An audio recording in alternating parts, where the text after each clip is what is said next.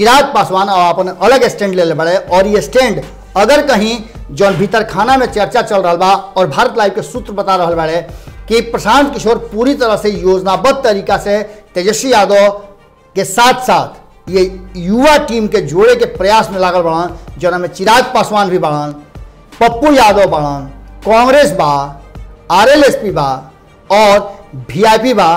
तो ये समझ लें कि कहीं ना कहीं एक बड़ा टक्कर और निर्णायक फैसला हो सकेला आवे वाला 2020 के चुनाव में। ऐसा स्थिति में प्रशांत किशोर के अगर स्ट्रेटजी काम कर गई तो नीतीश कुमार के कहीं ना कहीं भयंकर सामना करे के पड़ी एंटी इनकम्बेंसी से और उनका सत्ता भी जा सकेला। नरेंद्र मोदी और अमित शाह पर उंगली उठौले रहन और उनका के कॉम्युनल कहले रहन, तो फिर सत्ता में आवते वो लोग सेकुलर कैसे हो गए? आखिर का ऐसा बात भइल कि नीतीश कुमार के वो लोग से हाथ मिलावे के पड़ल और हाथे ना मिलावे के पड़ल, वो लोग के दास्ता स्वीकार करे। प्रशांत किशोर के रूप में नीतीश कुमार के एगो सेतिहा में बिना कुछ कहले बेखद मन के एगो दुश्मन भेटा गई बा।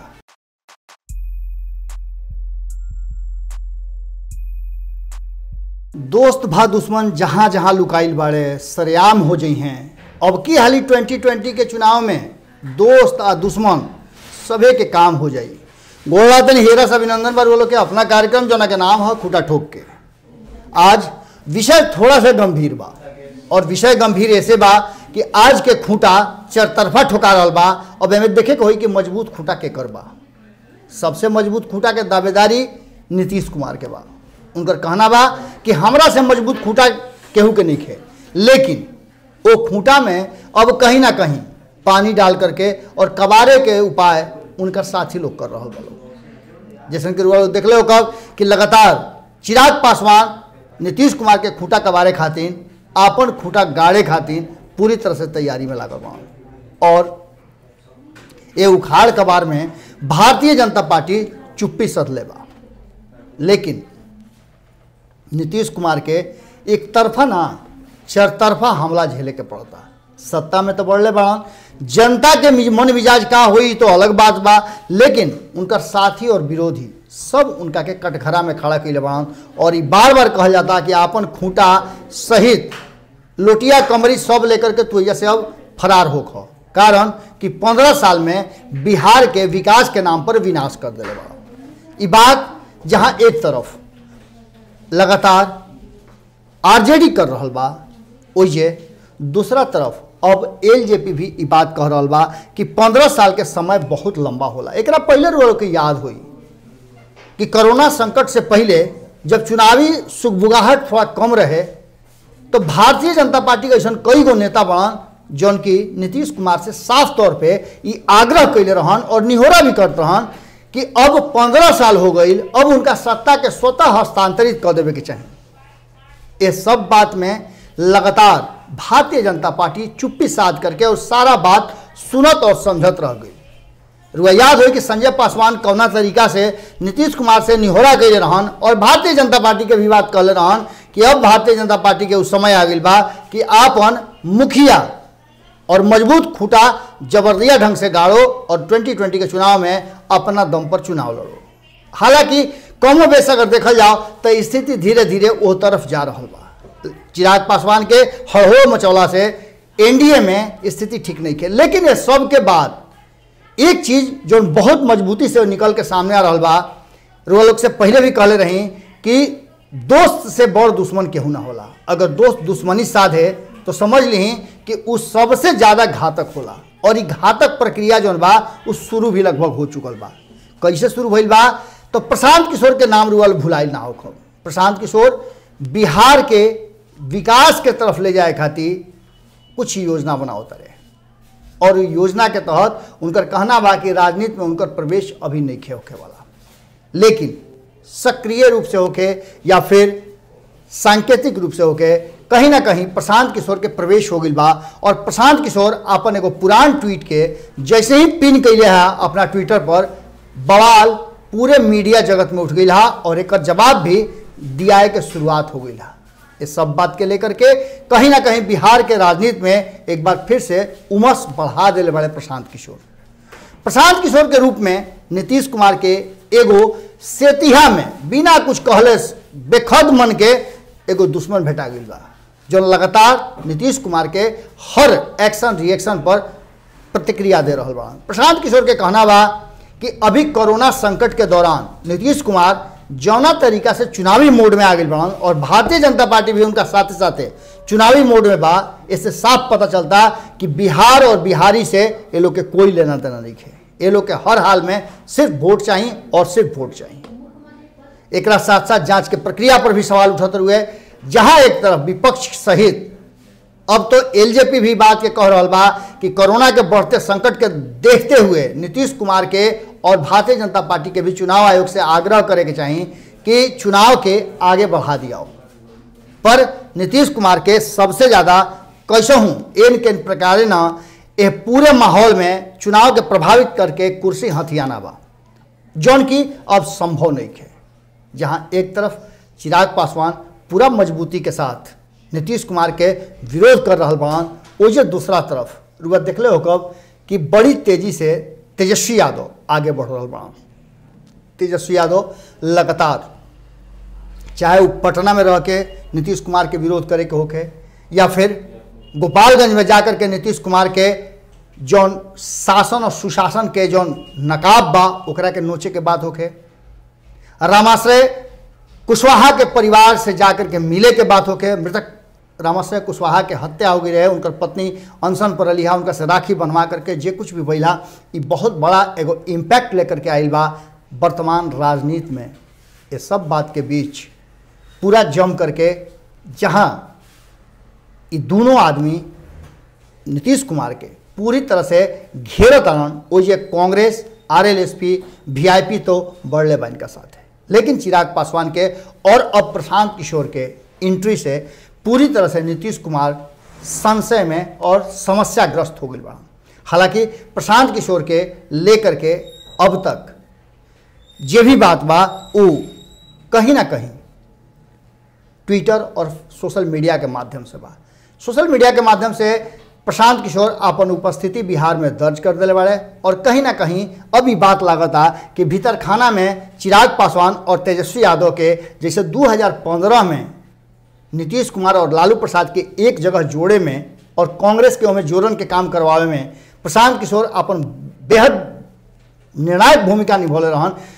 वही तरीका से कहीं ऐसा तना कि 2020 के चुनाव में भीतर खाना से वो ऐसने कोनो समीकरण लेकर के आयल बड़ा जौन समीकरण नीतीश कुमार के कुर्सी से बाहर कर देवे। और ये बात खास करके भारतीय जनता पार्टी खातिर बहुत ही मुश्किल भरा हुई। भारतीय जनता पार्टी नीतीश कुमार के साथ अब की हाली पूर्ण बहुमत से बिहार में अपन सत्ता स्थापित करे के जुगाड़ लगावत रहा, ओकरा पर बहुत बड़ा झटका लग सकेला। और रुआ के बताया तनी कि 26 जुलाई के एगो ट्वीट रहा ओकरा के लेकर के प्रशांत किशोर हमला कैले बड़े। एक पहले भी प्रशांत किशोर नीतीश कुमार के CCC क्राइम करप्शन और कॉमनलिज्म पर लगातार सवाल उठौले बड़े। नीतीश कुमार के 15 साल के विकास और सुशासन पर सबसे अगर कड़ा प्रहार कोई कैले बा आंकड़ा के हिसाब से तो वो बाड़न प्रशांत किशोर। प्रशांत किशोर कई गो दुश्मन पाल ले बाड़न और सबसे बड़ा उनकर बा कि आखिर नीतीश कुमार भारतीय जनता पार्टी के साथ काहे गईले। जब 2013 में नीतीश कुमार नरेंद्र मोदी और अमित शाह पर अंगुली उठौले रहन और उनका के कॉम्युनल कहले रहन, तो फिर सत्ता में आवते वो लोग सेकुलर कैसे हो गई। आखिर का ऐसा बात भइल कि नीतीश कुमार के वो लोग से हाथ मिलावे के पड़ल और हाथे ना मिलावे के पड़ल, वो लोग के दास्ता स्वीकार करे के पड़ल। ये बात के लेकर के प्रशांत किशोर खास करके कौन ऐसा नियम बा और नीति बा जना के लेकर के बार बार सवाल खड़ा करते रहे नीतीश कुमार पर। नीतीश कुमार के 15 साल के शासन में जहां विकास के दावा नीतीश कुमार की तरफ से हो रहा बा वो या सबसे फिसड्डी राज्य के रूप में आंकड़ा बता रहा बड़े। और यह आंकड़ा कोई व्यक्ति के ना बल्कि केंद्र सरकार के और नीतीश कुमार के एजेंसी के आंकड़ा हो जो ये बता रहा बा कि बिहार के स्थिति सबसे ज़्यादा निचला स्तर पर बा। चाहे जौना क्षेत्र में देख ली, शिक्षा के हो, दवाई के होके, कमाई के होके, अपराध के होके या जौना क्षेत्र में भी कह ली, अब तो पूरी तरह से कोरोना संकट के दौरान नीतीश कुमार एक्सपोज हो गए बड़े। और ये सब के बीच इतना सारा आंकड़ा के लेकर के अगर एक तरफ प्रशांत किशोर, दूसरा तरफ चिराग पासवान और तीसरा तरफ तेजस्वी यादव के तीन तरफा वार हुई, तो इरुआ मान के चली कि बिहार के जनता के समझावे में ये लोग बहुत हद तक सफल भी हो सकेला। आवे वाला 2020 के चुनाव नीतीश कुमार खातिर थोड़ा अगर कहल जाओ तो ना बहुत ज़्यादा मुश्किल भरा होखे वाला बा। ये बात के खूब बढ़िया से नीतीश कुमार भी समझ रहा बा। वो में कहीं ना कहीं जीतन राम मांझी जौना तरीका से एनडीए के तरफ उनका रुझान हो गई बा, ये बात भी ज़्यादा प्रभावशाली बा। और एनडीए के तरफ रुझान होना ये बात बता रहा बा कि चिराग पासवान से अब नीतीश कुमार के दोस्ती के रास्ता में कहीं ना कहीं विराम आ गई बा।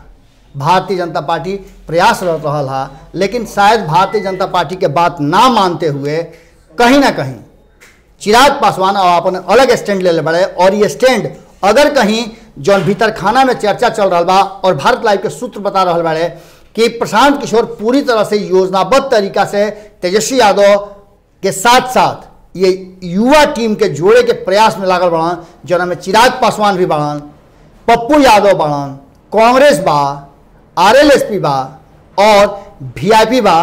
तो ये समझ लें कि कहीं ना कहीं एक बड़ा टक्कर और निर्णायक फैसला हो सकेला आवे वाला 2020 के चुनाव में। प्रशांत किशोर के पास आंकड़ा के गणित बा और ये लोग के पास युवा जोश बा। एक साथ साथ नीतीश कुमार के 15 साल के एंटी इनकम्बेंसी भी बा। और यह बीच में जे कुछ भी भइल नीतीश कुमार पर पहले से जनता 2015 में जनादेश के उल्लंघन करके 2017 में फिर से एनडीए के तरफ जाए के लेकर के भी बहुत ज़्यादा गुस्सा में बनी। इन सब के बीच कोरोना संकट के दौरान जो वापस आए लोग बा अलग अलग राज्य से, वो भी इंतजार करता कि नीतीश कुमार कब उनका के रोजगार दी हैं। अब तक हैंड टू माउथ लोग बा, खाना के दाना के अभाव चल रहा बा और वो लोग निश्चित रूप से फैसला जौन करी वो नीतीश कुमार के पक्ष में कम और नीतीश कुमार के विरोध में ज़्यादा हुई। ऐसा स्थिति में प्रशांत किशोर के अगर स्ट्रेटजी काम कर गई तो नीतीश कुमार के कहीं ना कहीं भयंकर सामना करे के पड़ी एंटी इनकम्बेंसी से और उनका सत्ता भी जा सकेला। हालांकि नीतीश कुमार के कमज़ोर समझे वाला लोग शायद जल्दबाजी करी, कारण कि नीतीश कुमार पिछला 15 साल में अपना के हर बार प्रूफ कैले बाड़े और सत्ता कैसे प्राप्त कई जाला ये नीतीश कुमार के बेहतर ढंग से पता बा। अब एकरा में अगर हो सकेला कि कहीं अंतर पैदा कर दे प्रशांत किशोर तो ये अलग बात बा, लेकिन लड़ाई जबरदस्त बा और यह लड़ाई में के आगे निकली ये कहना थोड़ा सा जल्दबाजी बा। लेकिन इतना जरूर कहल जा सकेला कि प्रशांत किशोर जौना पलड़ा पर बैठी हैं वो पलड़ा थोड़ा सा झुकी जरूर। कैसन लागल आज के विश्लेषण जरूर बताइब सब है, चूँकि रुआ लोग के बतौला के बाद हमनी के भी अपना में मंथन करे में और जो खोज खाज के रुआ लोग खातिर खबर लेके आई ले जा संतुष्टि मिलेला। कमेंट बॉक्स में जरूर लिखब सब है कि आज के विश्लेषण, आज के खूटा ठोक के रुआ लोग के कैसन लागल, खूंटा सही जगह ठोकाइल कि ना ठोकाइल ये जरूर बताइब सब है। और एकरा से भी मजबूत खूंटा ठोके खातिर रुआ लगे अगर कोनो युक्ति बा, कोनो सुझाव बा तो कमेंट बॉक्स में जरूर लिखब सब है। अगर भारत लाइव अपना हियरा के करीब रहे वाला चैनल के राउर हित नाता गोतिया पट्टादार के सब्सक्राइब नहीं कैले तो एगो निहोरा जरूर करब कि सब्सक्राइब करवा के घंटी दबवा देव, जना से कि फ्री में मुफ्त में सेतिया में बिना दाम खर्चा कैले सब खबर वालों के घरे पहुँच जाइए। फिर कल भेंट हुई, गोड़ लागत।